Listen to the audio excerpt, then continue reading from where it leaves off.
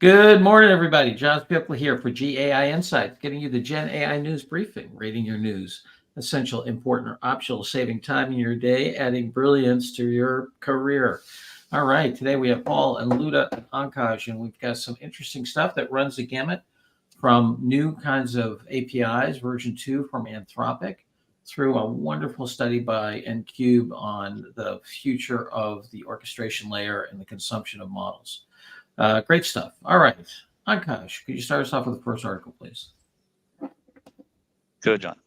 So the first one that we have for today comes from Financial Times, and it talks about how AI startups are generating money faster than past hyped tech companies.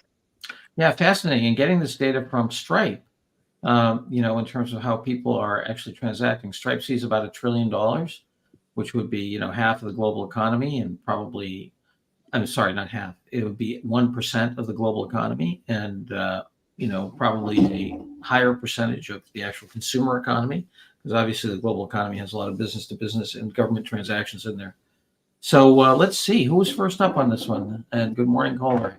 Yeah, this was mine, John. All righty, Paul, go for it. Yeah, I think it's not surprising. We've seen multiple studies that show that the adoption of this technology, certainly in the B2C and B2B, is well above norms, maybe an order of magnitude more. I think this is optional for the leader. Interesting data.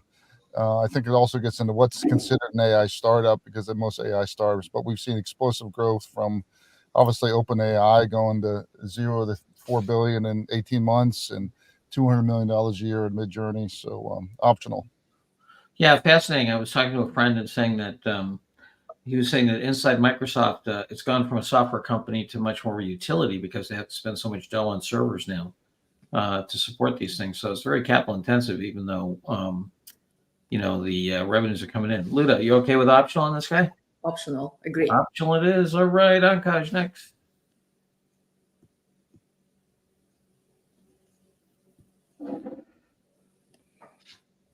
Fascinating.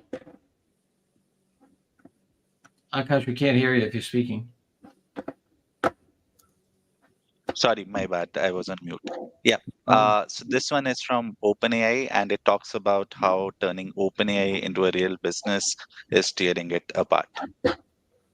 Yeah, I had this article here. It goes through the management changes, what's happening in terms of people going off to competitors. Now they've lost basically their whole management team, and now the investors. The whole issue of how they're going to, and Ashish, welcome back. How we're going to do the conversion, because they may have a huge tax liability and so forth. I think it's very interesting. I think it's essential reading for AI leader, because OpenAI is still the leading model, and certainly any senior exec that the AI executive is dealing with is going to have read this in the Wall Street Journal. So I put it as essential, the soap opera of our largest supplier here, or our most largest supplier to this market. What do you folks think? I wouldn't go to essential. I think it's pretty known that they've been going through the executive team changes, and I find it very normal in the company like that. I think it is something that it will continue, unfortunately, but I have to give it to Sam. He's been raising a lot of money, flying all over the place and trying to keep the team together. So it's but when he goes around, I think this applies. So I'm not sure it's essential, John, because it's a known fact. It does impact a lot of folks who have decided to use OpenAI software, but I'm not sure it's essential. I don't know. Paul, what do you think? Yeah, no, I was on absolutely essential. I think it's absolutely, turnover is fine, but having 20 executives turnover in the hottest startup in the history of mankind right before a $6.5 billion raise, it's breathtaking.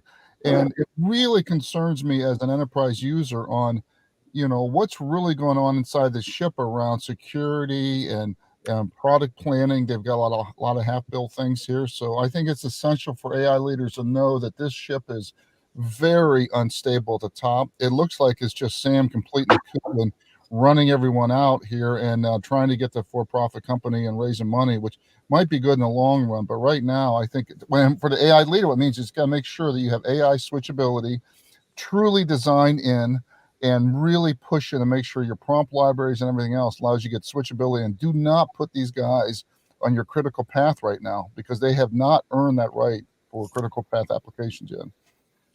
All right. Okay, so we're going to land on essential here, and our AI leader should understand, and also very exciting. It's very soap opera-y for what could be an otherwise dull subject. Next, Ankush. Well, John, just upon the point, in normal markets, if you had this, you'd actually have customers not signing deals this quarter.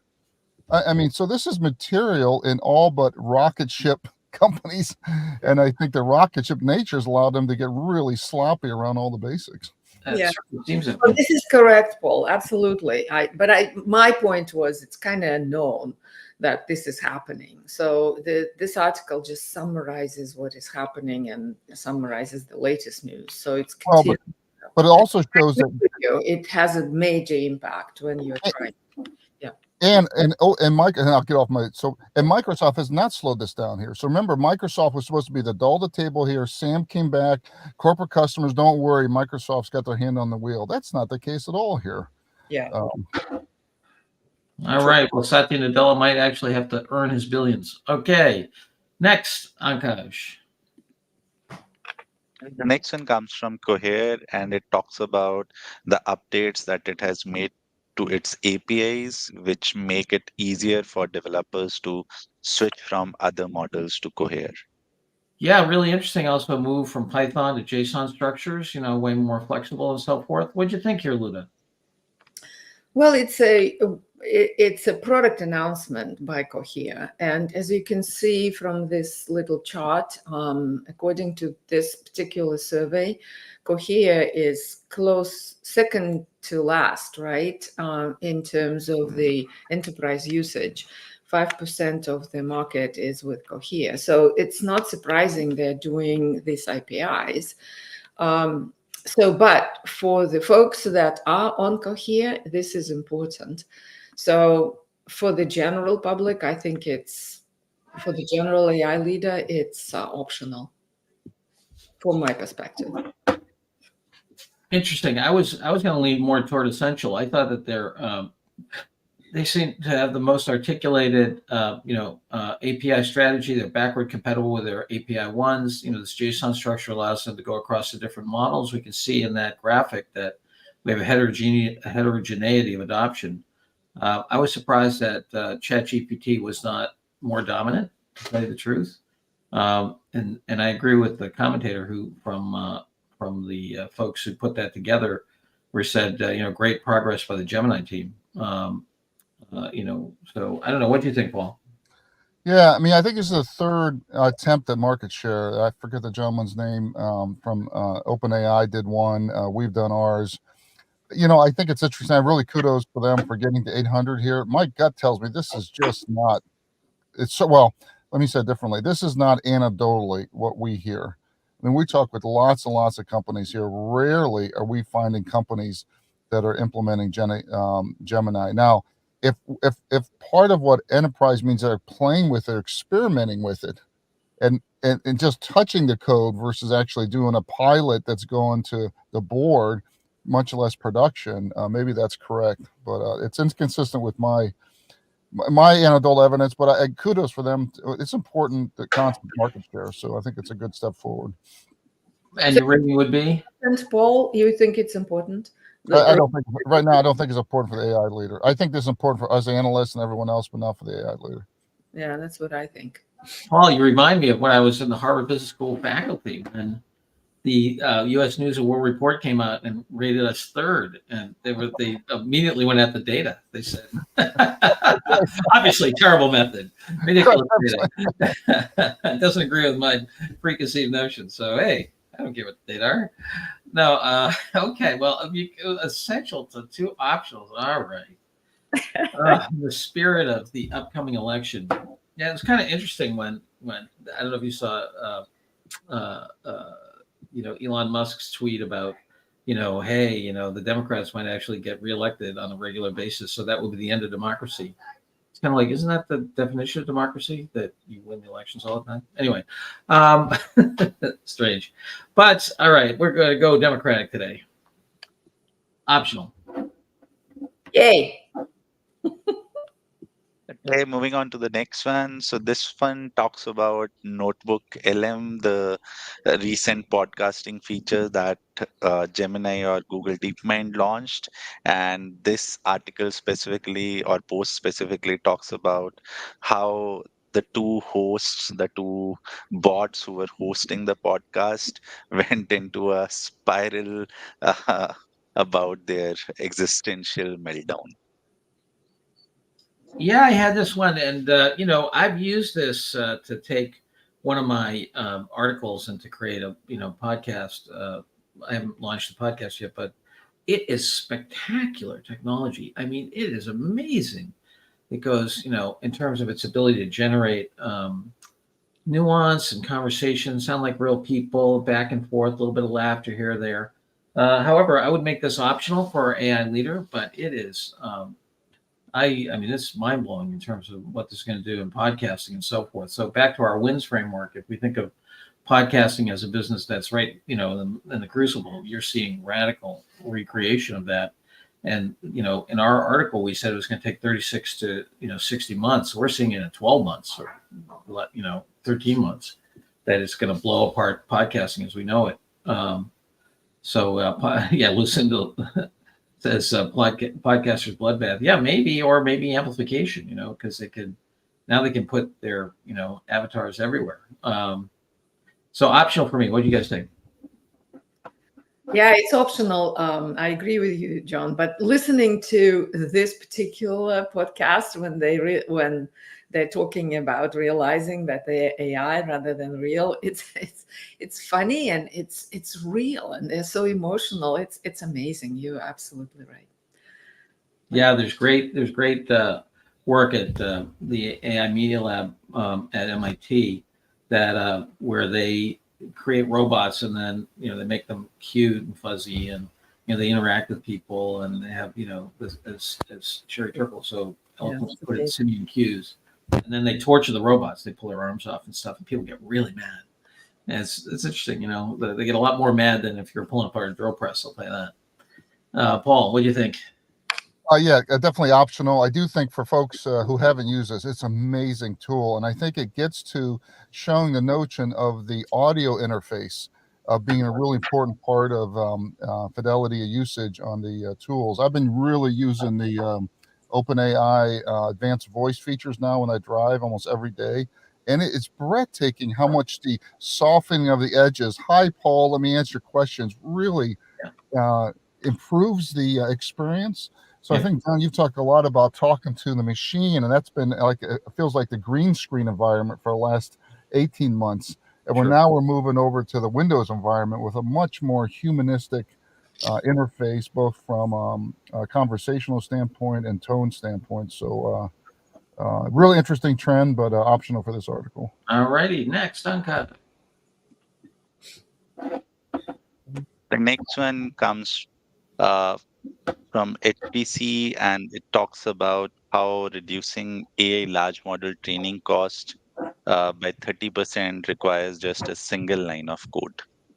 All right, Paul, decreasing precision in floating point 8 gets us 30% of savings and doesn't slow down convergence of the model. What do you think here? I was back and forth between optional and essential, or optional and important. John, as you know, we're doing a lot of work on total cost of ownership, and these things are expensive. It's interesting on the OpenAI, looking at they've got 3.7 billion in revenue and 5.6 billion in costs going out the door. So, I think as more companies move into production, cost is going to be important here.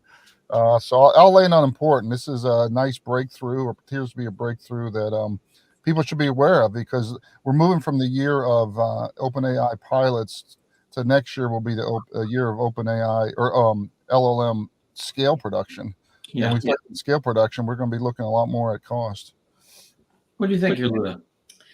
Yeah, I wasn't aware of this company, and I looked them up, and it's coming from Singapore. It's what they're doing is pre-training, essentially. They're putting a lot of effort in how do you align the hardware with the software and train the models.